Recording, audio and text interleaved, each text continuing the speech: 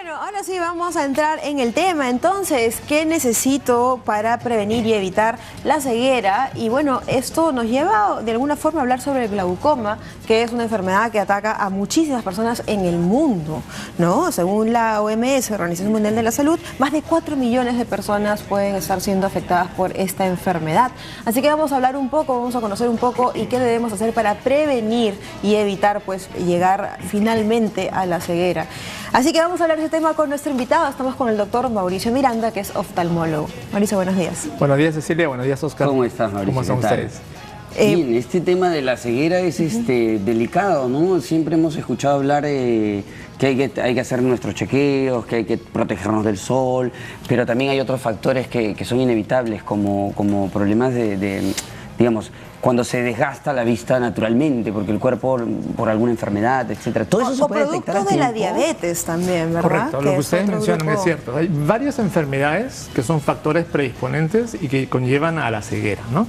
Hemos hablado en varios programas sobre cataratas, retinopatía diabética, mácula, degeneración macular. En este caso vamos a hablar sobre el glaucoma, que es una de las principales enfermedades que causa ceguera, como bien lo mencionaste inicialmente. 4 millones hasta más en el mundo sufren de esta enfermedad y conlleva una pérdida concomitante crónica de la visión.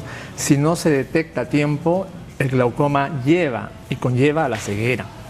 ¿Qué es el glaucoma? ¿Qué es el glaucoma? Hay muchas definiciones y mucha gente asocia, y cuando dice, doctor, me han dicho que tengo glaucoma, lo asocian directamente con que tiene presión intraocular o presión alta del ojo, ¿sí? Vamos a tratar de ser lo más concisos para que el público entienda qué es la enfermedad de glaucoma. El glaucoma es una enfermedad multisistémica, no solamente que abarca también la parte ocular. Hay diversos factores dentro del ciclo biológico anatómico del ser humano, la presión arterial, que usualmente conlleva justamente también esas microfluctuaciones que abarcan también la arteria del nervio óptico, la arteria oftálmica, vasos en la retina que van a actuar directamente a nivel de lo que llamamos el nervio óptico, que es una estructura importante donde se concentra la mayor cantidad de células gliales y neurosensoriales, que son las encargadas de captar esas imágenes y transmitirlas luego hacia el quiasma óptico y poderlas interpretar como la imagen, ¿no? La visión. ¿Qué pasa?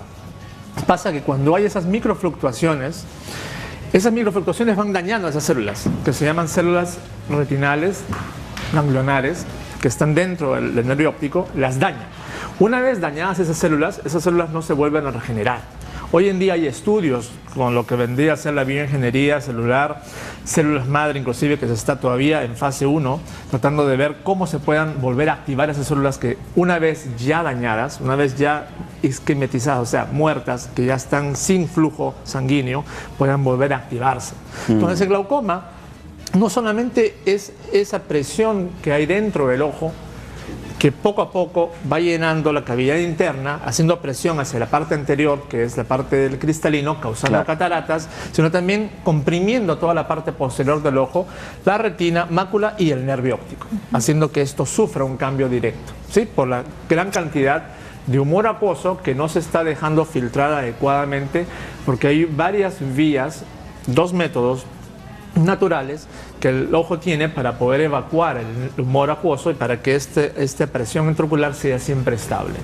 La presión intraocular normal de un ser humano debería oscilar entre los 10 a los 18 milímetros de mercurio. Cuando hablamos de 20 milímetros de mercurio estamos hablando de una presión límite, una presión, digamos, media.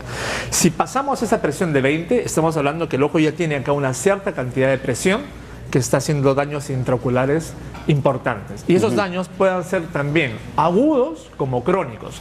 Por eso que cuando hablamos de glaucoma, hay diversos tipos de glaucoma. Glaucoma agudo, glaucoma crónico, glaucoma de ángulo abierto, glaucoma de ángulo cerrado, glaucoma traumático.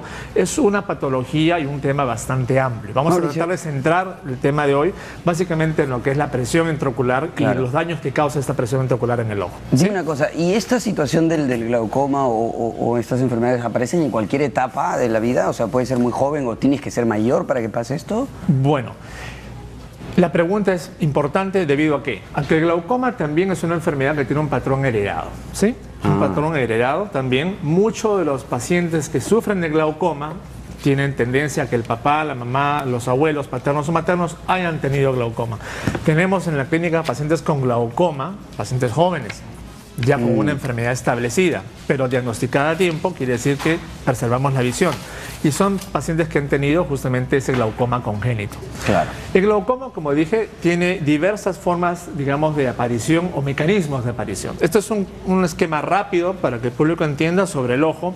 Hay diversas características anatómicas que no voy a entrar en detalle, que es algo más que todos los médicos lo manejamos, pero que básicamente nos podemos enfocar en cómo el humor acuoso, el líquido que está dentro de la parte posterior del ojo, tiende a filtrarse y poder salir hacia la parte anterior.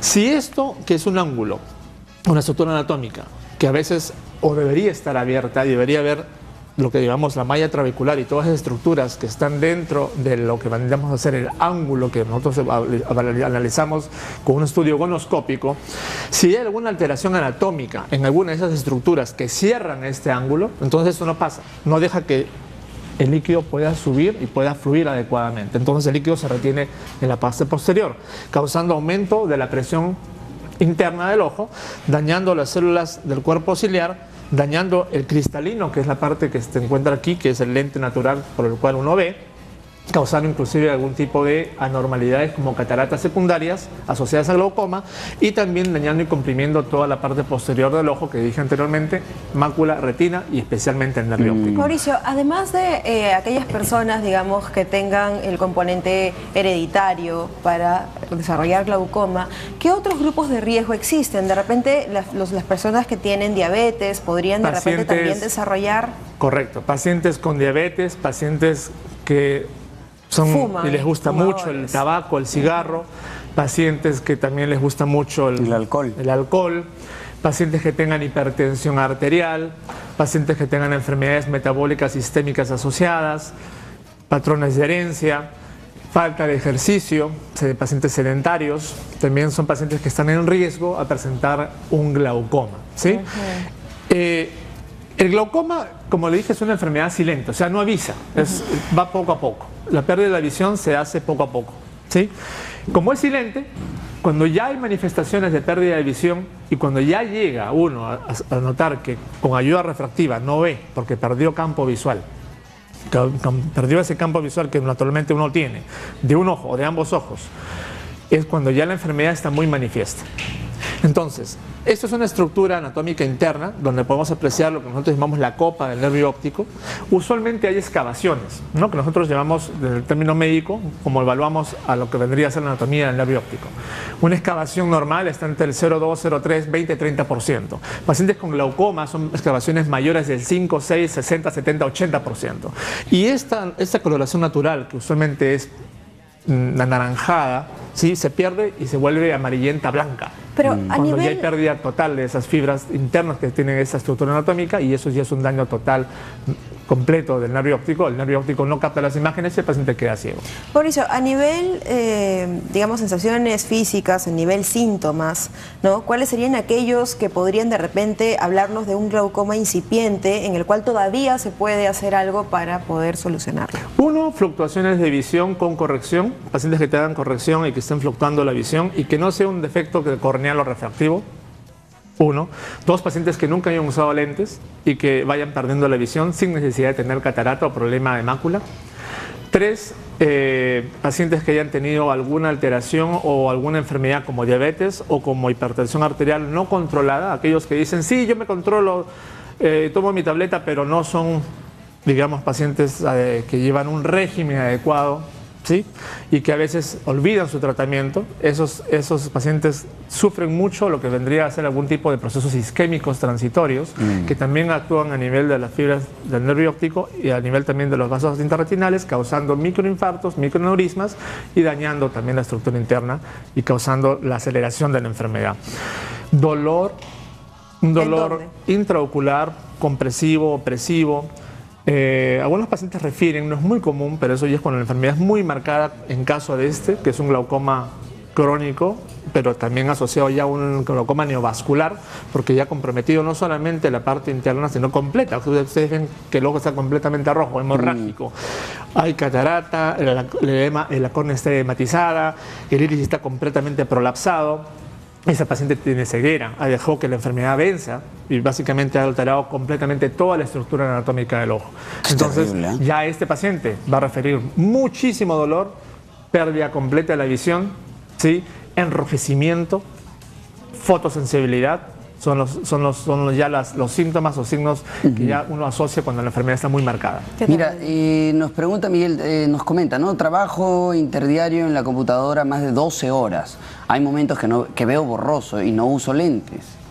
¿Qué hago? Bueno, cuando uno trabaja en el computador, un tema que hablamos un tiempo atrás, estamos hablando ya de un proceso acomodativo, ¿no? Si este paciente o este televidente que ha hecho la pregunta tiene algún familiar, papá, mamá, abuelo paterno, materna, que hayan tenido o tengan glaucoma, es importante que acuda al oftalmólogo, se haga un despistaje, un descarte de la enfermedad para totalmente estar tranquilos y saber que su estructura anatómica, la parte posterior del ojo, no tiene ningún cambio estructural anatómico que pueda conllevar a que esa enfermedad esté empezando, lo que vendría a ser un caso inicial de una enfermedad, ¿sí? Claro, claro. Si no lo es y va y acude a la consulta, los estudios de polo posterior, los estudios de campo visual, la presión intraocular es normal, muy probablemente sea un proceso acomodativo.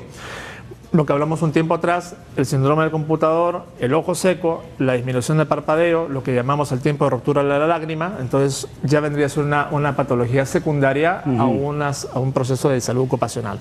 Claro. Pero es importante siempre que todo paciente que refiere a algún tipo de fluctuación de visión, de todas maneras es importante descartar. Todo tiempo tiene un descarte, tiene un nombre y un apellido. Colocarle el nombre y apellido a una patología tempranamente puede salvar un proceso que podría convertirse en algo mucho más tedioso. Claro. Mauricio, perdóname, pero ¿ese es un ojo de pez o es de una Este es persona? un ojo humano. Entonces, esto ya Qué es un impresionante. glaucoma agudo.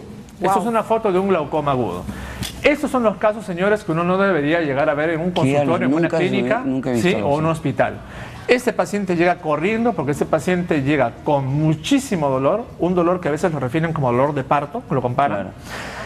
Ojo completamente inyectado, rojo. Ustedes ven aquí toda la estructura anatómica que vendría a ser la conjuntiva, que vendría a ser completamente blanca, roja, intumescente, completamente edematizada, un edema completo y hemorragia dentro, lo que llamamos un ifema, en la cámara anterior. Pero Este ahí no paciente debe ver hizo nada, ¿no? una presión muy alta que dañó completamente todas las estructuras anatómicas, los vasos, los capilares internos del ojo y ha hecho una hemorragia interna que ha venido de adentro hacia adelante. Mauricio, aquí Esto es una urgencia quirúrgica. hay que insistir en algo. Esto me parece a mí terrible, ¿ya? Pero para llegar a esto, has tenido que estar o muy despistado, muy descuidado, o te tiene que haber importado nada lo que te esté pasando. Correcto. Pacientes que llegan a tener glaucoma agudo, usualmente son pacientes que tienen el tipo de glaucoma de ángulo cerrado. No lo saben, usualmente son pacientes hipermetrópicos, el ojo es muy chiquito, la cámara anterior comparada con el segmento, cuando hacemos el estudio adecuado, hace que el ángulo sea muy corto. La distancia entre lo que vendría a ser la córnea con el iris es demasiado delgado, entonces a esos pacientes con un simple tratamiento de un láser, haciéndole una iridoplastía, una iridotomía láser, hacemos de que la cámara se amplíe y resolvemos el problema a tiempo. ¿Qué pasa con esos pacientes? Son pacientes que no saben que tienen un glaucoma de ángulo cerrado porque no presentan de repente alguna patología o de repente tienen unas presiones controladas, pero no saben que la parte anatómica es importante prevenirla. Este paciente hace un colapso de cierre del ángulo, la presión sube rápidamente y causa esa patología que se convierte en una urgencia quirúrgica, porque eso ya es una urgencia quirúrgica. Mauricio, y digamos, fuera de aquellos síntomas que podrían asociarse a un glaucoma que está en desarrollo, que está comenzando, de repente una visita al oftalmólogo, digamos, de no sé, una vez al año o qué sé yo, ¿nos podría ayudar a identificar a tiempo? El examen principal, el primer examen es acudir al oftalmólogo y hacemos esto, ¿no? Bajo lámpara de hendidura, colocamos y teñimos el ojo y hacemos una toma de la presión intraocular. Este aparato es un tonómetro de aplanación, que es un examen no invasivo, se hace en consultorio, toma pocos minutos y hacemos la toma de la presión intraocular.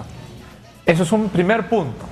Luego pasamos a evaluar el fondo del ojo para ver cómo está la estructura anatómica interna del ojo, cómo están los vasos, como son las arcadas, las venas, las arterias, la retina, la mácula y el nervio óptico.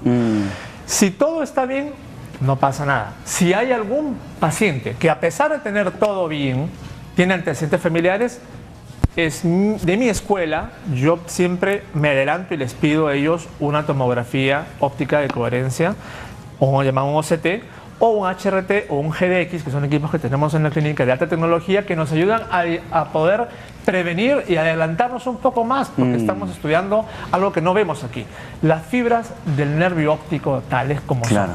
Y comparamos si esas fibras están al 100% conservadas o no, en caso de pacientes que tengan un examen completo oftalmológico normal, pero que tengan antecedentes de glaucoma.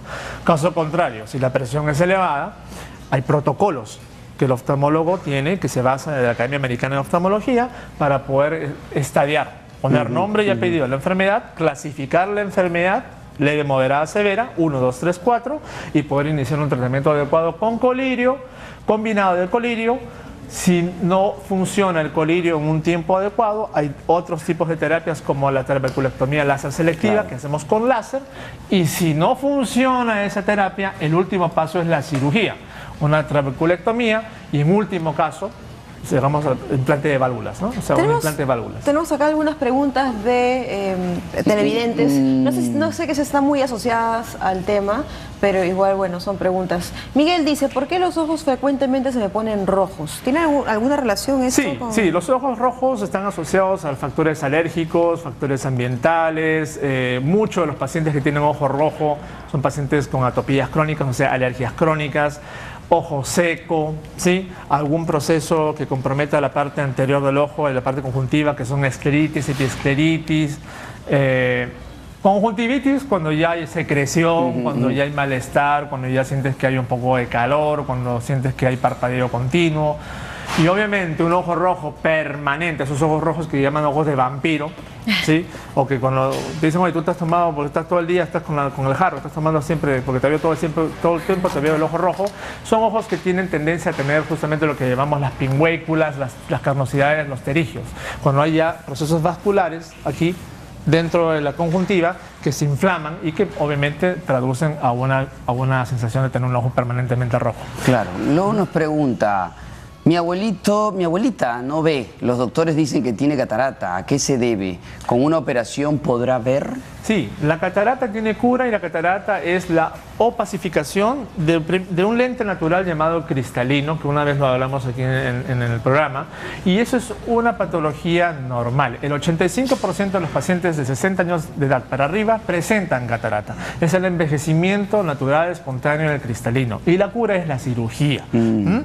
Es importante que el público entienda que la catarata, si se opera tempranamente, es mejor. ¿Por qué? Porque tiene menos complicaciones al polo posterior, el cirujano puede hacer un mejor trabajo, la cirugía es mucho más rápida, la aplicación del ultrasonido, en este caso del facoemulsificador, que es la nueva tecnología que se utiliza para operar catarata sin puntos, es factible, a diferencia de operar una catarata dura, intumescente, como si fuese una lenteja dentro del ojo. Un callo ya, ¿no? Un callo metido, duro, que el ultrasonido probablemente no pueda digamos, destruirlo, ¿sí? Y que tengamos que convertir esa cirugía a la antigua, que era una extracapsular. Mauricio, digamos, haciendo un paralelo, siendo la catarata y el glaucoma enfermedades que atacan generalmente adultos mayores, ¿cuál sería la diferencia sustancial entre ambos y cuál, digamos, sería aquellos signos de alarma que inmediatamente nos deben decir, anda al médico, anda al oftalmólogo? Catarata, una patología que puede ser causada por factores de edad, 1, 2, traumáticos, ¿sí? Y 3, básicamente a enfermedades como la diabetes, glaucoma. La cura, cirugía. Automáticamente el paciente recupera la visión. Glaucoma. Ahora, catarata es una cosa importante que tú mencionas, la edad. La edad de la catarata usualmente es de los 60 para arriba. El glaucoma no. El glaucoma puede aparecer en cualquier edad. Puede aparecer glaucoma de 25 años, 40 años en adelante. Usualmente es una enfermedad que aparece entre los 20 años de edad en adelante. Como es silente, tiene un curso progresivo mucho más grande, mucho más largo, mucho más crónico. El glaucoma conlleva la ceguera si no se detecta a tiempo, porque son fallas ya internas del ojo que causan, digamos, ya cambios irreparables usualmente cuando ya llega a un proceso importante de pérdida completa de la visión. Y segundo, el glaucoma sí está asociado también a enfermedades metabólicas, sistémicas, algunos procesos traumáticos. Va de la mano con la catarata, porque cuando el glaucoma es muy grande, la catarata se entumece, o sea, se llena de agua, se hace gorda, ¿no? Se engruesa y forma una catarata secundaria al glaucoma. Pero el glaucoma es una enfermedad prevenible, porque si se puede hacer estudios tempranos de descarte de glaucoma, no solo de presión ventricular, sino de los cambios anatómicos de las fibras del nervio óptico, entonces se puede prevenir esa enfermedad, se puede detener la enfermedad. Perfecto. Bien, Mauricio, muchísimas gracias. Realmente, Gracias, entonces hay que tener muchísimo cuidado. Realmente es una enfermedad peligrosa porque nos puede llevar a perder la visión completamente e irreversible, a diferencia de una catarata que generalmente luego de una cirugía se puede solucionar y la persona, el paciente, puede volver a ver. En el caso de glaucoma no sucede así. Y como siempre lo decimos acá, hay que prevenir, hay que ir a tiempo, hay que hacer nuestros chequeos cada 6 meses, cada 8, cada año por lo menos, para poder descartar todas las posibilidades que puedan hacernos daño en algún momento. Así es, Mauricio, muchísimas gracias. Gracias, Mauricio. Nos vamos a un pequeño corte y regresamos.